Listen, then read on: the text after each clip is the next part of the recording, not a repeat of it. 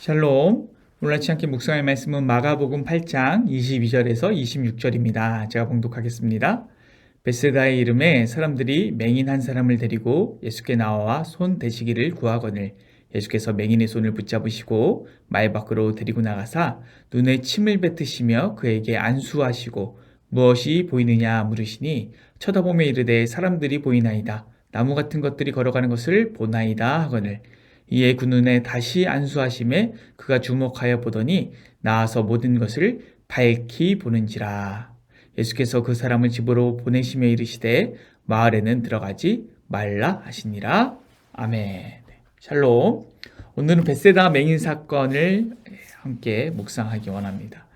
일단 지금 이 사건이 어떤 흐름 가운데 일어났는지 우리가 먼저 알아야 합니다.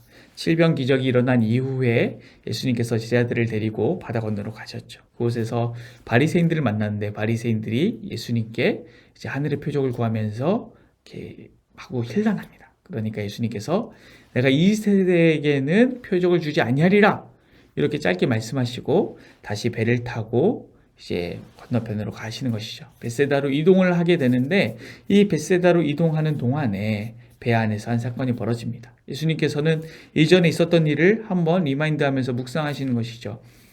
오병이어 기적 전에는 이제 헤롯이 세례 요한을 죽였습니다. 동시에 이제 오병이어 사건에서는 생명의 잔치가 벌어진 것이죠. 또 칠병 기적은 멀리서 온 사람들 3일 동안 함께 예수님의 말씀을 듣고 또 그들을 불쌍히 여기셔서 그들을 먹이시고 그래서 이런 일들이 벌어지는데 건너편에 바리새인들에게 다시 오니까 그 칠병 기적 자체가 표적인데 막 바리새인들이 표적을 구하는 것이죠. 그래서 이 세대에게는 표적을 주지 않겠다 이렇게 이야기하고 가는 이 뱃속에서 이런 나쁜 것들이 바로 누룩이구나. 헤롯의 누룩이고 바리새인의 누룩이구나. 제자들에게 알려주십니다. 바리새인의 누룩과 헤롯의 누룩을 조심하라. 그런데 제자들이 이제 빵 안 가져온 것만 생각하고 있다가 이는 빵을 안 가져왔기 때문이다. 이렇게 말하는 것이죠. 그래서 제자들을 꾸짖습니다. 너희가 왜 눈이 있어도 보지 못하고 귀가 있어도 듣지 못하느냐. 이렇게 꾸짖으신 다음에 이제 배가 벳세다에 도착하고 벳세다에서 맹인을 만난 것입니다. 이제 무슨 일이 벌어집니까? 오늘 이 벳세다 맹인 사건은 다른 치유 사건들과는 굉장히 다른 면이 있습니다. 어떤 것이냐 하면 예수님께서 이 맹인을 이제 마을 바깥으로 데리고 가서 고치셨다는 것, 이것이 굉장히 다르고요. 또 하나는 두 번에 걸친 치유, 이것이 굉장히 이색적인 것입니다. 이제 보통 예수님은 한 번에 치유하시죠. 그리고 심지어 혈루병 여인처럼 예수님께서 치유하기 의도치 않으셨음에도 불구하고 예수님의 몸에 손만 닿아도 낫는 것이 일반이었습니다. 그리고 심지어 마가복음이 아니라 다른 복음서지만 백부장이 하인을 고칠 때에는 집안에 들어가지 않았는데도 이제 백부장의 하인이 나아버렸습니다. 원격으로 멀리서 나은 것이죠. 그런데 이번 치유는 어떻습니까? 23절에서 25절입니다. 예수께서 맹인의 손을 붙잡으시고 마을 밖으로 데리고 나가사 눈에 침을 뱉으시며 그에게 안수하시고 무엇이 보이느냐 물으시니 쳐다보며 이르되 사람들이 보이나이다. 나무 같은 것들이 걸어가는 것을 보나이다 하거늘 이에 그 눈에 다시 안수하심에 그가 주목하여 보더니 나아서 모든 것을 밝히 보는지라. 예수님께서 눈에 침을 뱉으시고 그에게 안수하셨습니다. 그런데 이 사람의 변화가 어떻습니까? 사람들이 보이는데 나무 같은 것들이 걸어가는 것이 보인다고 합니다. 눈을 떴지만 완전히 시력을 회복한 것은 아닌 것이죠. 사람들이 나무로 보이니 뭘 보긴 보는데 이상하게 보이는 것입니다. 그런데 예수님께서 그 눈에 다시 안수하십니다. 그리고 그가 주목하여 보니 어떻게 되었습니까? 모든 것을 밝히 보게 되었습니다. 여러분, 이 치유 사건이 우리에게 주는 의미는 무엇일까요? 왜 이 사건은 예수님의 두 번의 안수로 이 사람이 다 낫게 되었을까요? 저는 어렸을 때 이 부분을 보면서 하나님의 전능하심을 의심했습니다. 아니, 하나님 전능하신데 예수님 하나님의 아들이시고 하나님이신데 왜 한 번에 고치지 못하시고 두 번에 고치시나?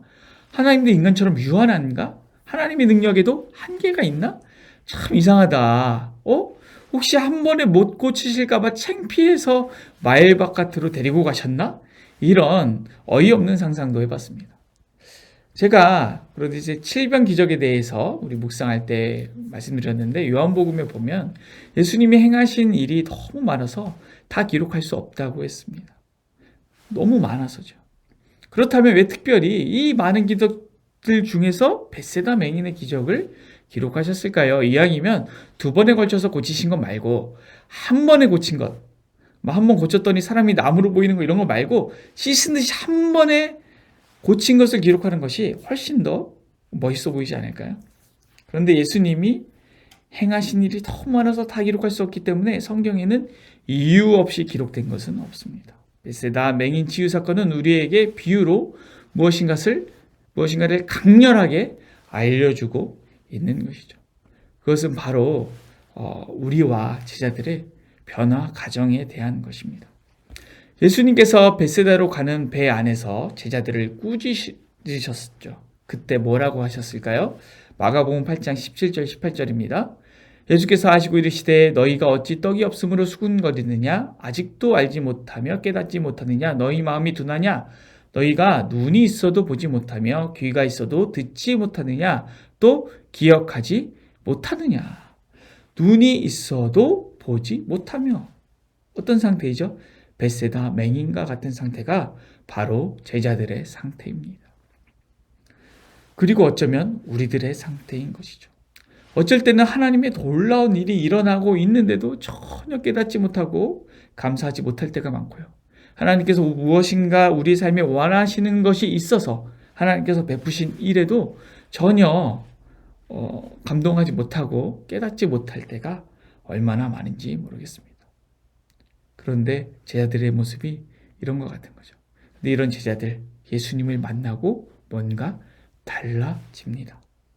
이런 제자들이 기특하게 뭔가 보는 것 같기도 하고 아는 것 같아 보일 때도 있고 또 전도여행을 가서 예수님이 행하신 일과 똑같은 일을 하기도 합니다. 귀신을 쫓아내기도 하고 기적을 행하기도 하고 병을 낫게 하기도 하고 그리고 복음을 전하기도 합니다. 그런데 현실은 어떻습니까?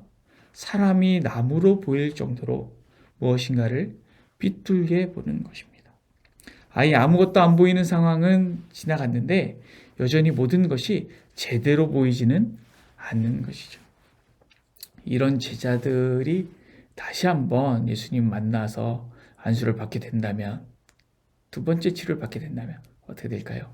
온전하게 변화되게 될 것입니다. 그것이 무엇인지 우리 계속해서 앞으로 알아가 보기를 원합니다. 여러분 오늘 우리의 눈은 어떻습니까? 여러분은 밝히 보고 계십니까? 아니면은 아예 못 보고 계십니까? 아니면은 사람이 나무로 보일 정도로 모든 것을 오해해서 보고 계십니까? 저는 저의 눈이 이렇게 사람이 나무로 보일 정도로 오해해서 보고 있을 때가 참 많은 것 같습니다. 어쩔 때는 여러분 혹시 하나님이 전혀 느껴지지 않고 말씀을 들어도 은혜가 되지 않고 찬양을 불러도 기쁨이 없고 내 삶에 하나님의 역사가 없는 것 같은 그런 때가 있지 않으십니까? 이럴 때 영적인 맹인이 된 것이죠. 예수님의 치료하심이 너무나도 필요합니다. 하나님도 느껴지고 은혜도 받고 찬양의 기쁨도 있는데 자꾸 시험이 들고 자꾸 섭섭병이 걸리지는 않으십니까? 모든 것이 오해돼서 곡해해서 해석되고 자꾸 피해의식이 생기고 그러지는 않습니까? 어쩌면 이것은 사람이 나무로 보일 정도로 영적인 시야가 회복되지 않았기 때문일 수 있는 것 같습니다. 이럴 때 가장 필요한 것이 바로 예수님입니다.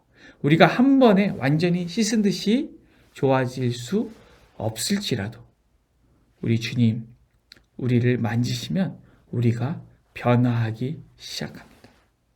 이런 주님의 역사심이 오늘 우리의 삶에 너무나 필요하고 우리의 눈이 밝아지는 것, 우리 눈이 제대로 보기 시작하는 것이 너무나도 필요합니다. 오늘 그래서 이 말씀 붙들고 우리가 함께 오늘 하루의 삶에 새겼으면 좋겠습니다. 주님, 내가 어떤 영적인 감각을 느낄 수 없다면 오늘 나를 만져주셔서 영적인 감각이 깨어나게 하여 주시옵소서. 주님, 내가 영적으로 모든 것을 오해해서 해석하고 있다면 하나님, 이런 오해가 사라지고 바르게 볼 수 있는 눈을 허락하여 주시옵소서. 이렇게 기도하고 결단하며 나아갔으면 좋겠습니다. 기도하시겠습니다. 사랑이 많으신 하나님 감사합니다.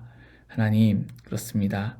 우리가 바르게 보기를 원합니다. 그런데 우리의 영적인 시야가 너무나도 어두워져 있습니다.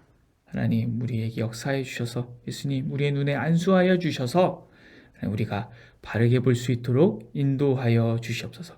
감사드리며 예수님의 이름으로 기도드립니다. 아멘.